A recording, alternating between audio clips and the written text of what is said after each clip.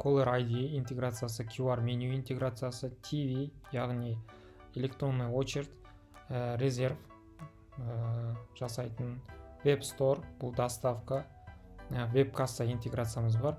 Және де алдағы Chocofood, Яндекс, Volt, Glovo, тағы да басқа интеграцияларымыз осы жерден көрінетін болады. Ең алдымен Caller ID сіздерге қатты маңызды емес. Егер ID аппараттарыңыз болса, бұны қолдансаңыздар болады. Мінекей QR меню. QR менюға ең алдымен сіздерде мына жерде бос орын тұрады негізінде. Менде қазір мына жерде ссылка тұр. Осы жерге сіз өзіңіз қалаған жаңағындай сөзді жазып, мына жақтан сохранить дегенді басып, алдымен QR менюңізді жасап аласыз. Мына жерге логотипіңізді қойсаңыз болады. Мына жерге қош келдіңіздер деген сияқты жазу жазсаңыздар болады.